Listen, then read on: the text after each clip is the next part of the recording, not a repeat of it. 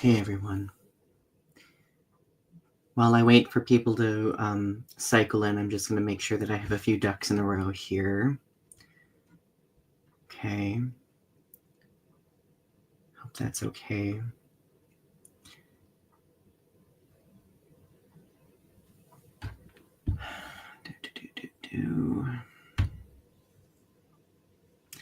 Just a few ducks to get in a row before we get started. I don't know if I'm going to be streaming as long as I normally would tonight. Oh, Arpy's here. Hello, Arpy. And so is my dear friend Thirsty Thursday Toys. It's good to see you both. It's good to see you both. Today, Ari's here. Ari's here too. I apologize. Like, I'm obviously very solemn today, considering, well, today's events, the inauguration, right? Merlin's here. Tiffany's here. It's good to see you guys. Arpy says, I refused to watch the inauguration. Me too. I did end up, unfortunately, seeing a couple of clips, which were, of course, incredibly dystopian and exhausting. But I'm going to wait at least another minute or so to see if anybody else is able to tune in. P.S. Me doing a stream 2 nights in a row is pretty unprecedented.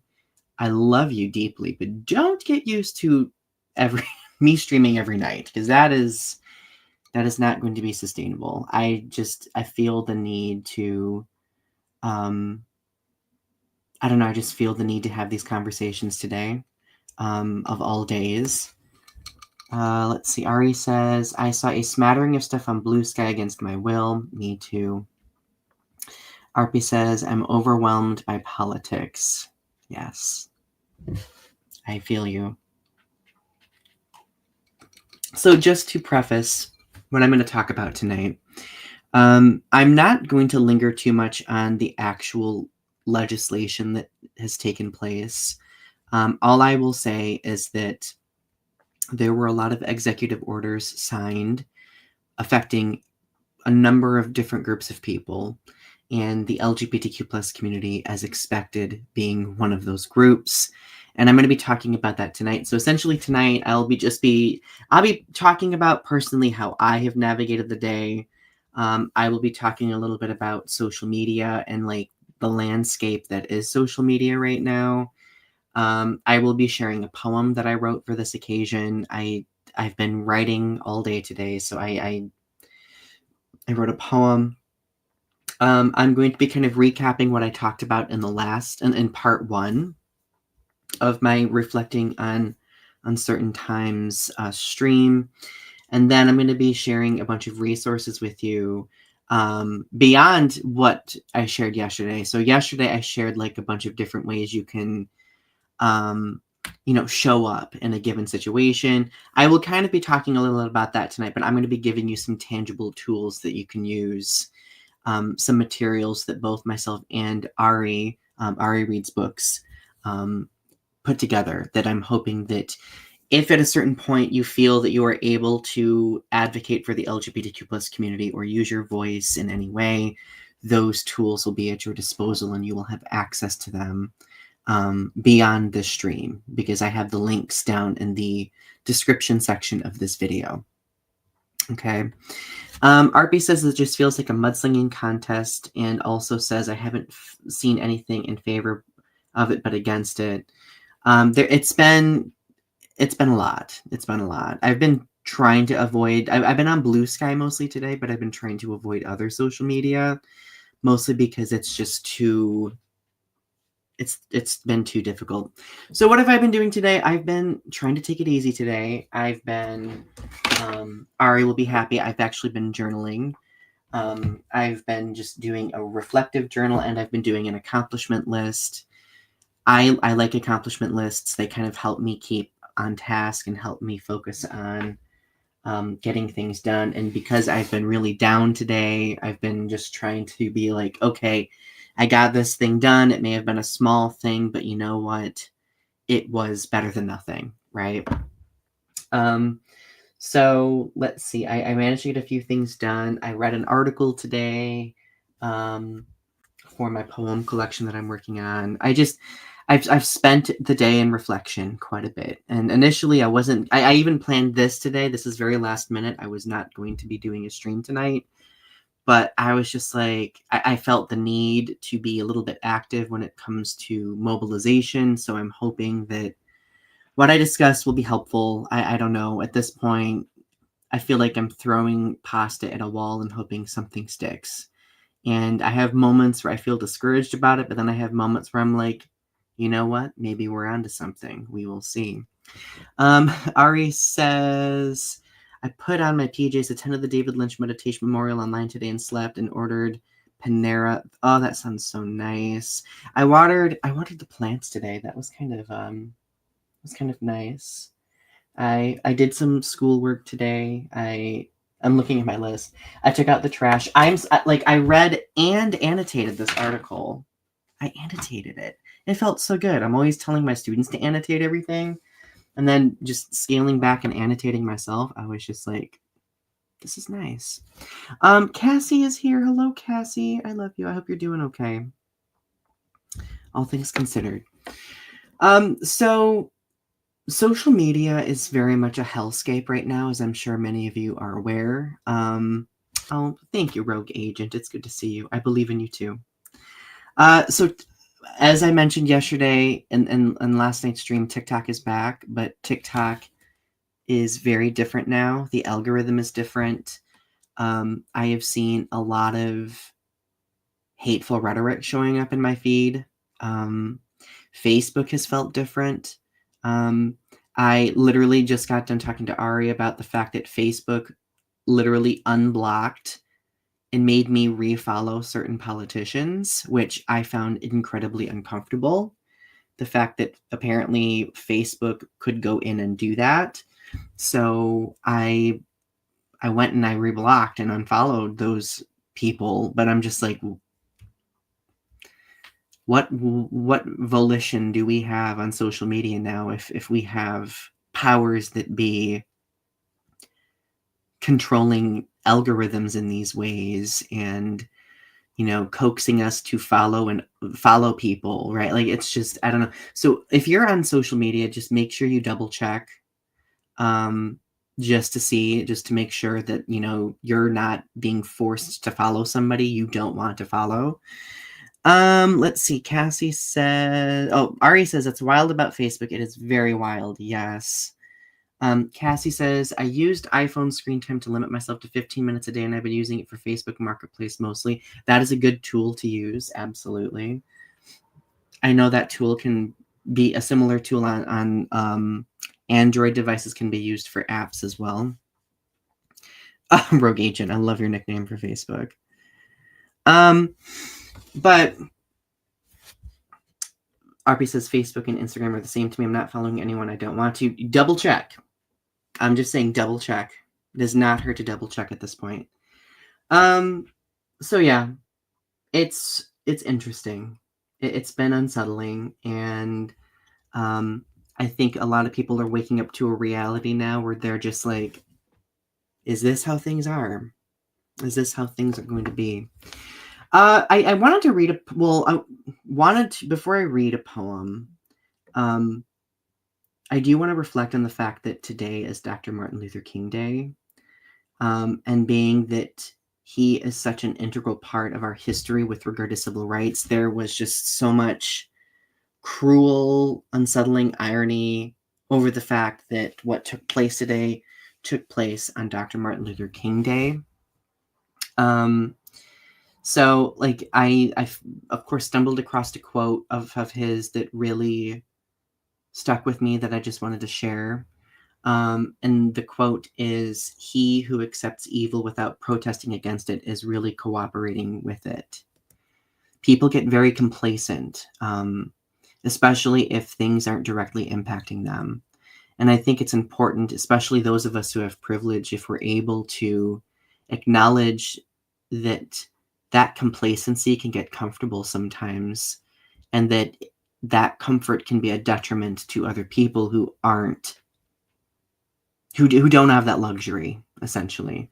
But I just wanted to share that to honor him and to honor his legacy today, before I share the poem that I wrote. So the poem I wrote, I'm working on a couple of poem collections right now, and I was having a conversation probably a month ago with someone, Tiffany, I think it may have been Tiffany, I don't know, over the fact that it's mind-boggling that there were what 51-52% of our population voted in the fashion they voted, and these people, many of them are fans of various different sci-fi fantasy films and shows that feature, standing up against tyranny and so on and so forth. And the fact that people have not taken anything away from that speaks loudly. So this poem is titled, "Did Fiction Not Scream Loud Enough, or Did They Just Not Listen?" And here it is. As if it wasn't apparent as early as Shelley, whose monster withstood the test of time in its fight for self-sovereignty, or when humanity played God out of ignorance and birthed Godzilla in an endless need to wage war and manipulate nature, or when Tolkien relived his war trauma on the Pelennor fields, a hobbit far from home on a quest to save the world from a despot. Surprisingly, it still wasn't apparent when Roddenberry showed us his Star Trek Utopia, a future embracing diversity and defeating scarcity.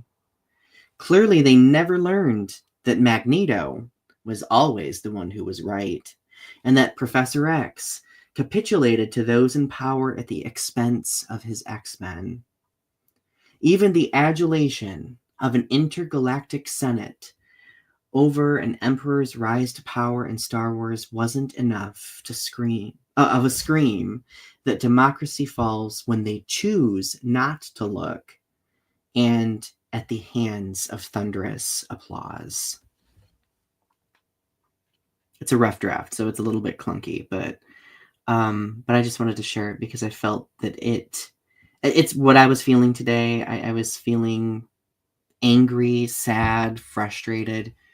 And truthfully, the one scene that inspired it was, I don't know if you watched the prequel trilogy of Star Wars, but like that scene where Padme is sitting in the Senate and watching everybody just support this like dictatorial emperor who rose to power out of fear of of intergalactic security. Like, it felt very parallel, let's just say. So with that thought in mind, going back to what I talked about yesterday, I did talk a little bit about different ways that you can show up, subtle ways, and I'm going to be continuing that a little bit now today. But first, I want to show you a couple of resources that I think will be helpful for you if you are in the headspace to mobilize and have conversations with people or perform some actions in what way is comfortable.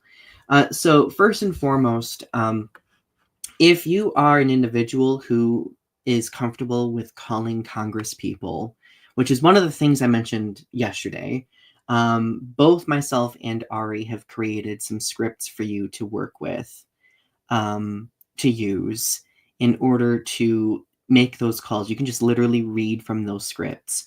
The couple of scripts that we have are very much LGBTQ plus focused, and Ari and I are planning on collaborating together and making some additional scripts for some other social issues that these executive orders Trump's passing are impacting. So let me bring one of these up really quickly and do a screen share. Hopefully the screen share works. Let's see, share screen. Okay, hopefully you can see this all right. Can you see this okay?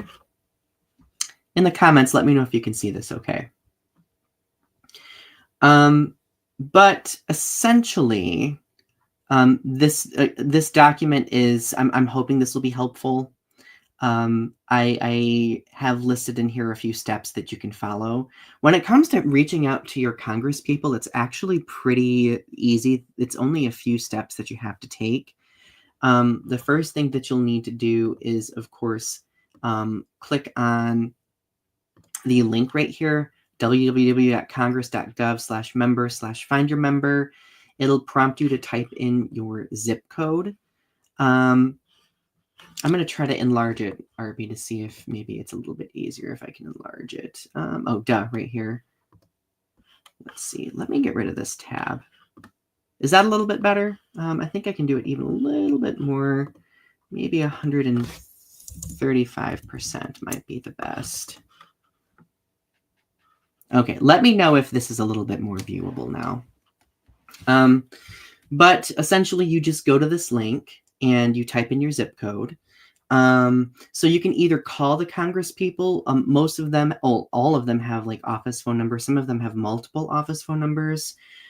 Or you can click the contact button beneath their names to email them. So what it will do is when you click that, it will send you to a form that you fill out that you can copy and paste one of these scripts into and put in your contact information, etc.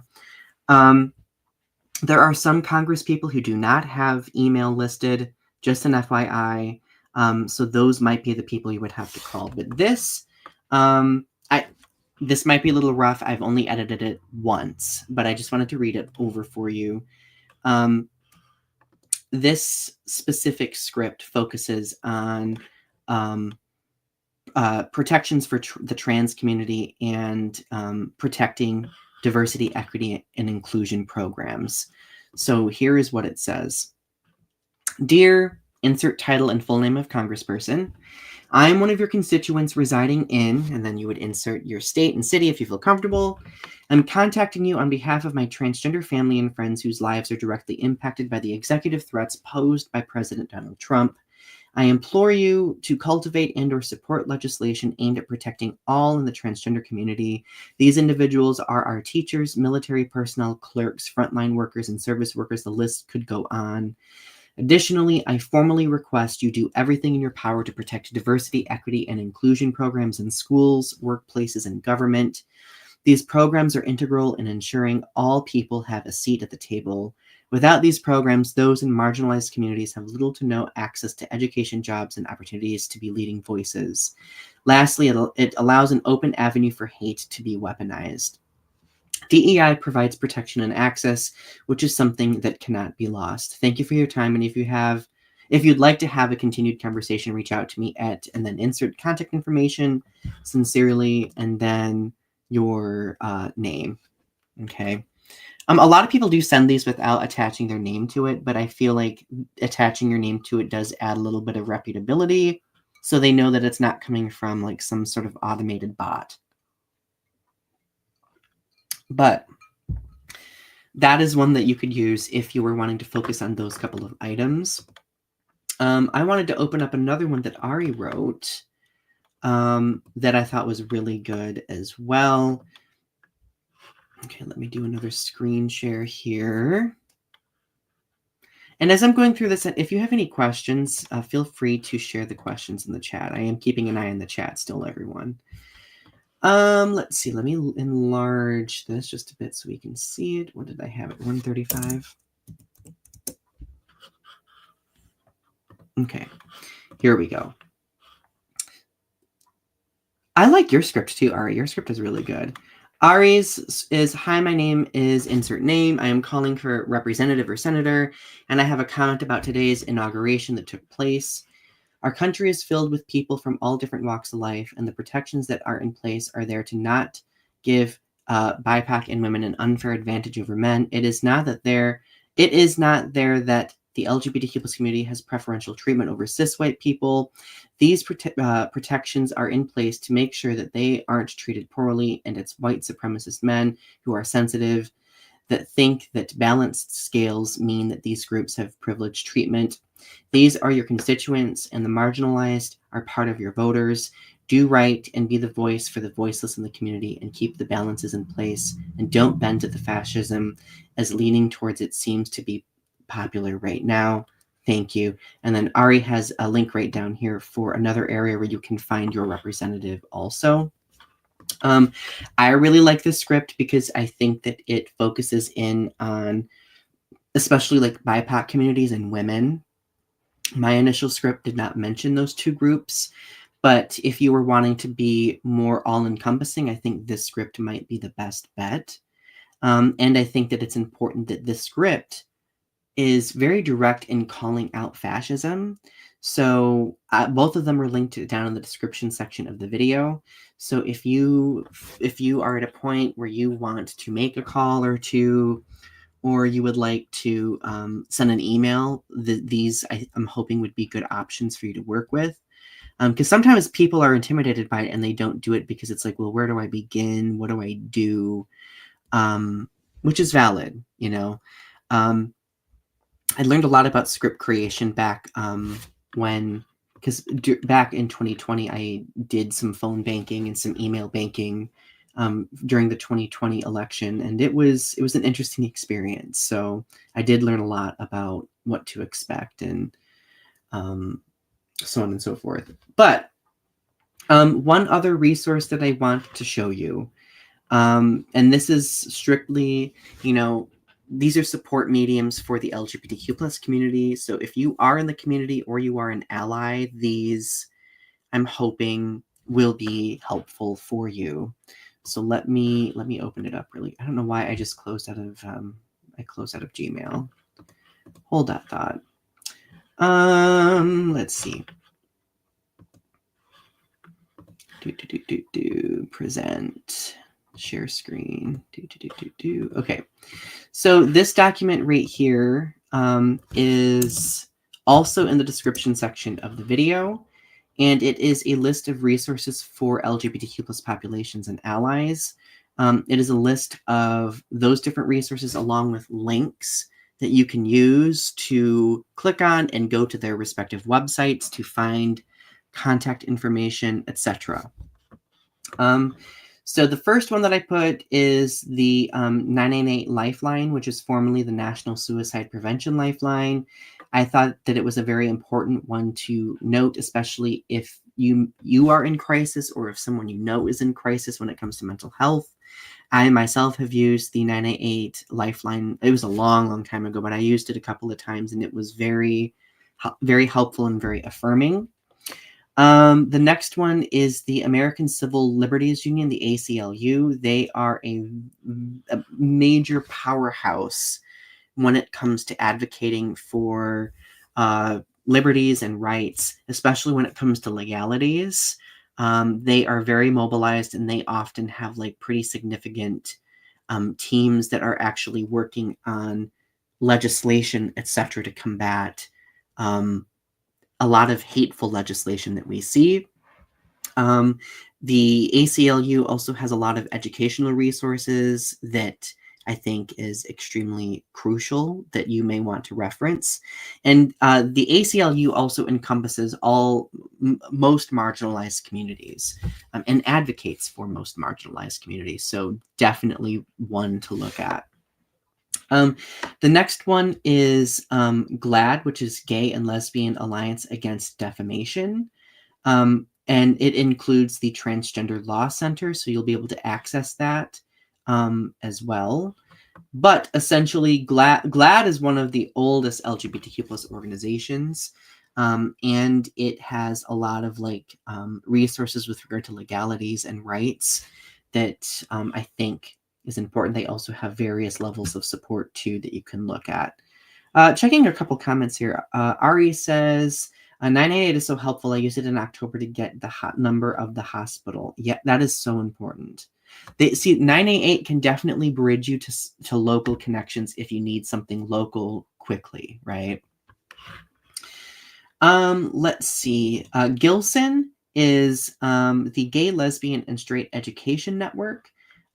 This is especially important as we consider the fact that a lot of Trump's policymaking is going to be geared toward impacting DEI in education. Gilson has been known to, mobilize and work toward affirming LGBTQ plus education in education spaces. So they are definitely a good resource. The Human Rights Campaign is a worldwide campaign, pretty similar to ACLU, that definitely is mobilized on a very grand scale when it comes to calling out atrocities, mobilizing, releasing formal statements to stand up against a lot of discrimination, etc. Lambda Legal is another LGBTQ plus organization that focuses on legalities. So that is very important as well. One that I'm a part of, PFLAG National, Parents, Family, and Friends of LGBTQ+. This is an organization, like I mentioned last time, that has been around since the 70s. They are also crucial in support, education, and advocacy across the entire world. And they are also an excellent resource to go to when it comes to promoting those three tenets. Stand with Trans is an important LGBTQ plus organization designed to provide support for the trans community specifically. They have a support area. They have an area for like materials, for like education, advocacy, etc. Definitely, it's important to check them out too. And then last but not least, I think that's the last one that I have. I'm going to continue adding to this, but the Trevor Project. The Trevor Project is another very large LGBTQ plus organization that promotes education, advocacy, and support. I have used the Trevor Project's support line before as well, and they've been very helpful for me too. So definitely check them out when you get a chance. So now, if you aren't in the LGBTQ plus community and you're not necessarily using these resources, at least staying aware of them and linking people to them if they need it, going and liking those respective organizations' pages, like following their pages across social media, like that support goes a long way. Sharing their material goes a long way. Again, like efforts that we make may seem small and subtle, but they add up. Okay, people will see that. People will click on it. People will engage with it and then learn something from it. Okay. Arpy, I am glad you don't see a lot where you live, because I sure do where I live, sadly. So here are some other ways, other subtle ways that we can support people on social media. I think being that we all have a social media presence in some way, that can be like our first line of action, right? The first thing that I would recommend is joining decentralized media like Blue Sky, for example. I think there's a few other ones. I think Mastodon is one, but I'm not on Mastodon. Ari, are you on Mastodon? I can't remember if you're on Mastodon or not. But Blue Sky is decentralized. They are also working on Instagram and TikTok variants.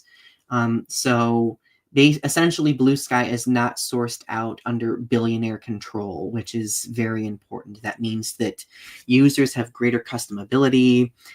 We have the ability to actively control our timelines, and we're not getting things thrown at us all the time, which is nice. So I think getting on Blue Sky is pretty important. In fact, since everything's been happening with Twitter and Meta, and TikTok this weekend, Blue Sky has been booming. Sorry, I'm trying to hydrate because I got done working out earlier. I'm trying to condition for my 5K in March. We'll see how well that goes. If you do end up remaining on places like Facebook, Instagram, or Twitter, delete or unfollow anyone associated with the current administration, or block them as well. Do not give them the gratification of any support, even if it is engagement. I say that because today when I was on Facebook and I noticed that I had had Trump and Vance unblocked, and I was actively following them, even though I had not. I saw so many people still actively following them. I don't know if it was Facebook's algorithm that caused them to refollow them. But there were a lot of people I knew, even people in my community, who were following them, and that to me is very unsettling. Because at the end of the day, this is social media, and the numbers work to their advantage. So why should we give them the gratification of having those numbers? Okay. RP says, I am on Blue Sky. Ari says, you're doing so good. I had water earlier. Oh, thank you. And good job hydrating yourself too, today of all days. And Ari says, I am deleting my Facebook at the end of the week. I know a lot of people who are. My fiance is deleting his Facebook. I have some friends who are deleting Facebook. I'm very unsettled about what happened with Facebook today. I'm still kind of deciding. Facebook and Instagram are very huge for getting my stuff out there. I think that's what makes social media so insidious, is we depend on it so much as well. If my following on Blue Sky were bigger, like that would be equally helpful. So if you've not followed me on Blue Sky yet, please go follow me on Blue Sky. So again, like and or bookmark pro LGBTQ plus organizations. I already mentioned that. Another thing is, go and follow and like LGBTQ plus creators, small businesses, pro LGBTQ plus politicians. Engage with their content. The thing is, a lot of people will just scroll and see something. Every time you like something, that contributes to whatever the algorithm has become. If you comment on something, if you share something, that is important. Like earlier today, like I'm fairly sure that Facebook is kind of like, I don't want to say limiting my own social media, like, because I have a pretty decent following in Facebook, but when I asked people to share, like the algorithm barely put out my notification that I was even doing a stream tonight. So I think it's very important that you do your best to try to engage with content when you see it. Okay. Like, comment, share, subscribe. Those are so, so, so important. Because remember, all the people who are spewing the hate, that hateful rhetoric, they're getting a lot of people commenting and engaging with their content. That's what keeps projecting it to the forefront, right? So yes, these algorithms suck, but we kind of have to work them to our advantage as well. We have to kind of show up and actively engage when we're able. That's another reason why I'm so grateful that all of you are here tonight, because this is like having more people having engagement projects things out there. Ari says, on Blue Sky, you need to get included on a few starter packs. You're an LGBTQ plus writer. You should. I need to familiarize myself more with what those are. Are those like lists on Blue Sky, like that I get included in? So like I'm not going to be streaming much longer, probably like 10 more minutes or so. It's not going to be as long as last night. But things like learning experiences that I have taken away from all of this. I am done pandering to hateful people. I'm done pandering to hateful people. And I think those of us who are more so on the liberal side, we very much exist in the space where we feel the need to appease everybody. And I am at the point of anger, valid in feeling that way. We are valid in our feelings, mind you. I'm at the point of anger where I am done pandering. If somebody I know who's close is hateful and I see that they're being hateful, delete, block, done. Whereas like I used to be the person who would just agonize and agonize and agonize over that.